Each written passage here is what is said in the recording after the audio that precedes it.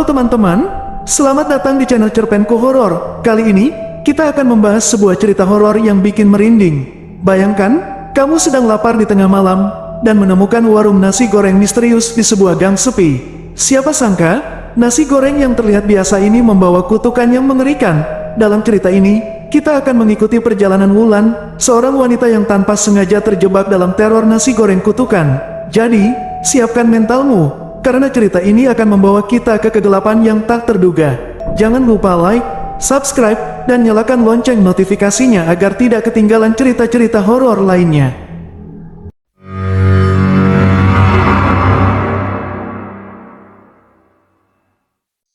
Malam itu, Wulan baru saja pulang dari lembur. Perutnya keroncongan. Ketika melewati sebuah gang kecil, dia melihat warung nasi goreng yang belum pernah ia lihat sebelumnya. Warung itu tampak sederhana, tapi ada sesuatu yang aneh. Warung ini dikelilingi kabut tipis, dan meskipun malam sudah larut, ada bau harum nasi goreng yang begitu menggoda. Tukang nasi goreng itu adalah pria tua yang tak banyak bicara. Wajahnya tampak lelah, tapi tangannya cekatan saat memasak.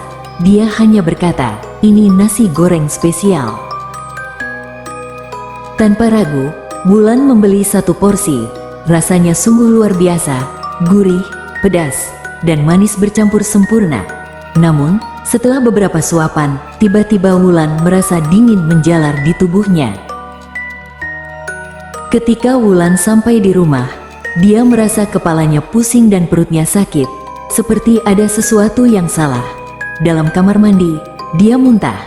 Tapi anehnya, yang keluar bukan hanya makanan, melainkan potongan kecil benda-benda aneh seperti rambut panjang.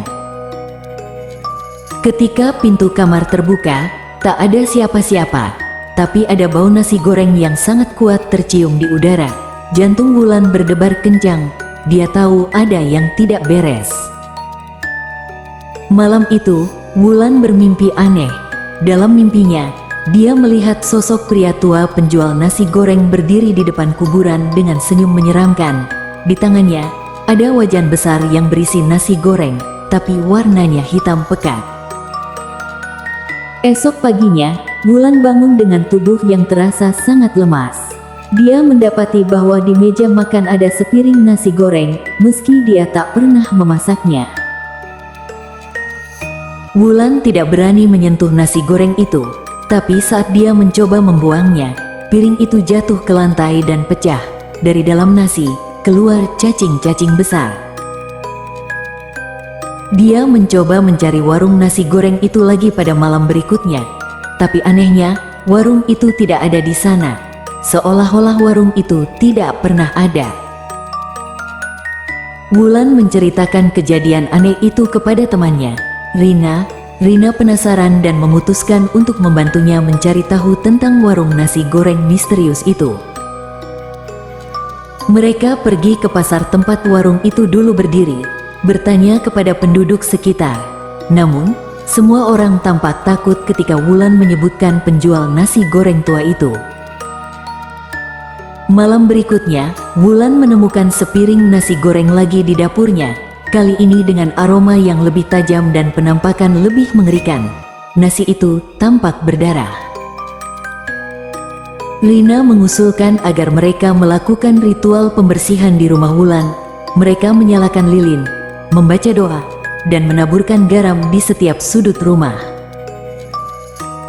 Saat tengah malam tiba, terdengar suara-suara aneh. Wajan di dapur mulai bergetar dengan sendirinya, dan dari kompor keluar bau nasi goreng terbakar. Tiba-tiba, sosok pria tua dengan wajah terbakar muncul di dapur. Dia tersenyum seram pada Wulan dan Rina. "Nasi goreng ini adalah kutukan," katanya dengan suara bergetar. Wulan dan Rina berlari keluar rumah, tapi sosok itu terus mengikuti mereka, sambil membawa wajan nasi goreng yang sekarang berisi api hitam. "Siapa yang memakannya akan menjadi bagian dari kutukan," gumamnya. Dalam kepanikan, Rina menyarankan untuk mencari kuburan pria tua itu. Menurut legenda yang mereka dengar dari penduduk, kutukan ini bisa dihentikan jika makam pria itu ditemukan dan dibersihkan. Mereka pergi ke kuburan tua di pinggiran kota dan mencari nama pria itu di batu nisan yang sudah tua dan berlumut. Akhirnya, mereka menemukan makamnya, tapi tanah di atasnya tampak belum pernah dibuka. Dengan alat seadanya, mereka mulai menggali. Bau busuk menyeruak saat mereka menggali lebih dalam. Di dalam kubur itu, mereka menemukan wajan tua yang sama seperti yang dibawa pria tua tadi. Wulan menuangkan garam di dalam wajan dan membakar kain yang mereka temukan di dalamnya. Suara jeritan terdengar dari bawah tanah, dan tiba-tiba sosok pria tua itu muncul, menjerit sebelum menghilang dalam asap tebal. Setelah kejadian itu, nasi goreng tak lagi muncul di rumah Wulan. Bau harum nasi goreng yang aneh juga hilang, dan Wulan berharap kutukan itu telah berakhir. Namun, saat Wulan pulang ke rumah malam itu, dia mendapati selembar kertas di atas meja. Di atasnya, tertulis dengan tinta merah, "Kau sudah menjadi bagian dari nasi gorengku."